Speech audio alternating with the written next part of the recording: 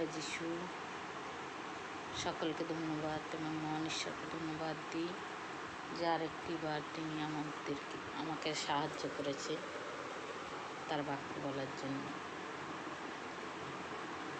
আজকের সত্যি আমরা ঈশ্বরের সন্তানদের আলাদা একটা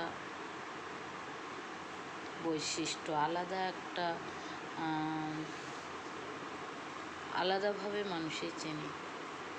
প্রভু যিশু বলছে যে দেখো, প্রদীপ জ্বালিয়ে কেউ ঢাকা দিয়ে রাখে না। প্রদীপ জ্বালিয়ে যদি কেউ ঢেকে রাখে, সেই আলোটা ঘরটাকে আলো করতে পারবে না। সেই আলোটাকে বন্ধ করে দিলে, যদি কিছু চাপা দিয়ে রাখা হয়, আলোটা সেই অন্ধকারেই থাকবে ঘরে। তো ঈশ্বরের সন্তানদের মধ্যে প্রভু যিশু বলছে, দেখো আমি জগতের জ্যোতি, আর তারই সন্তান তোমরা জ্যোতির সন্তান।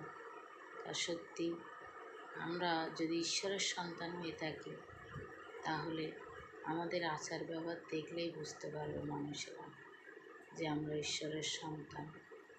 কিন্তু আমরা সেইভাবে চলি না। আমরা আচার ব্যবহারে, কথাবার্তায়, চিন্তা ভাবনায় সর্বসময় আমরা ঈশ্বরকে কষ্ট দিই, ঈশ্বরকে দুঃখ দিই, ঈশ্বরকে আমরা আচার ব্যবহার দ্বারা তাকে আমরা বদনাম করি। তো আমাদের সত্যি যদি আমরা ঈশ্বরের সন্তান হয়ে থাকি, আমাদের আচার ব্যবহারকে পরিবর্তন করা উচিত। বিশেষ করে লবণের সাথে বলছে প্রভু যিশু মানুষের তুলনা করেছে।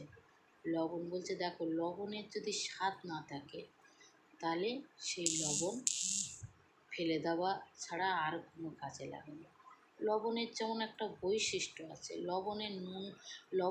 নুনাক্ত যদি না থাকে, তাহলে সেই লবণ আর কোনো কাজে লাগে না। তো ঈশ্বরের সন্তানদের মধ্যে যদি ঈশ্বরীয় গুণ না থাকে, তাহলে তাদের ঈশ্বরের সন্তান বলা যায় না। আমরা মুখে তো বলি আমরা প্রভু যিশুর সন্তান, আমরা খ্রিস্টান, কিন্তু খ্রিস্টের আদর্শ আমাদের মধ্যে নেই। খ্রিস্টের আদর্শ যদি আমাদের মধ্যে না থাকে, তাহলে আমরা কোনোদিন খ্রিস্টের সন্তান হতে পারি না। তো আমাদের মধ্যে সেই আদর্শ থাকা দরকার, সেই আলো থাকা দরকার, সেই ঈশ্বরের বৈশিষ্ট্য থাকা দরকার, যা একটা লবণের মধ্যে থাকে। লবণের যদি লবণাক্ত না থাকে, তাহলে তার কোনো গুণ, তার কোনো কাজ থাকে না, সেই লবণ ফেলে দেওয়া হয়। তো আমাদের আচার ব্যবহার যদি প্রভু যিশুর সঙ্গে না মিশে, তাহলে আমাদেরও খ্রিস্টের সন্তান আমরা না। তো আমাদের মধ্যে প্রভু যিশু বলছে, আমি যেটা করি তোমরাও সেটা করো। তো আমাদের উচিত প্রভু যিশুর মতো চলা। সকলকে জয় যিশু।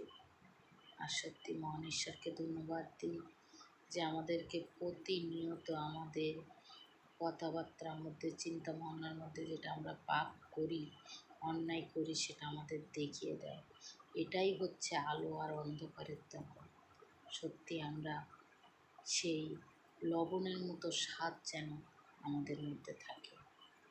আমেন।